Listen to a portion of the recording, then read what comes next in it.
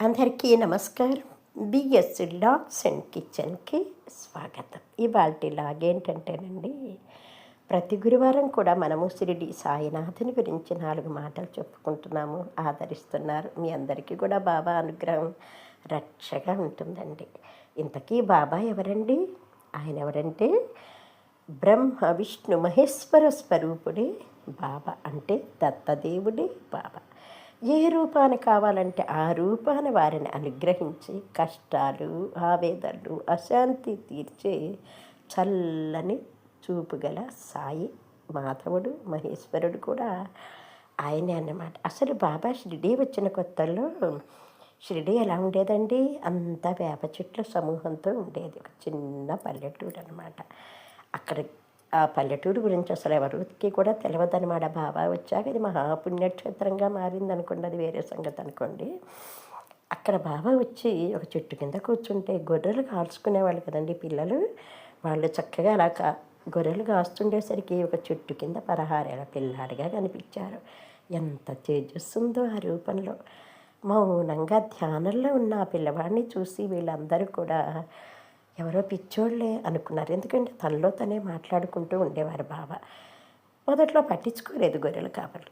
తర్వాత అక్కడ ఊరి ప్రజలు కూడా ఆయన దగ్గరకు రావటము, వాళ్ళ యొక్క కష్టాలు, బాధలు, అనారోగ్య సమస్యలు, ఆవేదనలు, అశాంతులు అన్నీ కూడా బాబా చల్లని చేతి స్పర్శతోటి, వాక్కుతోటి, చూపుతోటి దూరం చేయటంతో ఆయన దైవం అనే ఒక నమ్మకం కలిగింది వారికి.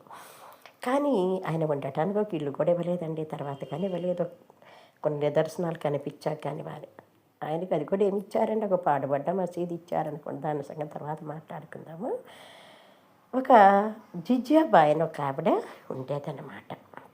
అయితే ఆ జిజియాబాయి బాబాని సొంత ఒక తమ్ముడుగా, ఒక ఆప్యాయతగా, అంటే బాబాకి ఇంత పెట్టి తర్వాత తను తినేదన్నమాట. అంటే ఆయన మొదటి నుంచి ఆమె దైవంగానే భావించింది. బాబా అక్కడక్కడ తిరుగుతుండేవాళ్ళు, ఎత్తుక్కొచ్చి మరి ఇంత రొట్టెలు పెట్టి తర్వాతగా ఆమె తినేదిగా, అదొక వ్రతంలాగా భావిస్తూ ఉండేది. ఆమె యొక్క భక్తికి మెచ్చినటువంటి బాబా అక్కడిక్కడ వెళ్ళకుండా ఆ చెట్టు కిందే కూర్చొని ఆమె పెట్టింది తిని అవతలకి వెళ్ళేవారు అనమాట. దానికి కృతజ్ఞతగా సాయి ఆమె యొక్క కొడుకు తాత్యాన్ని జీవితాంతం కూడా కాపాడుతూనే ఉన్నారండి.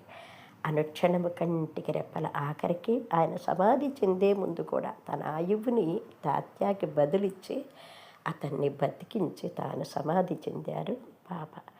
నమ్మి కొలచిన వారి కొంగు బంగారమే సాయి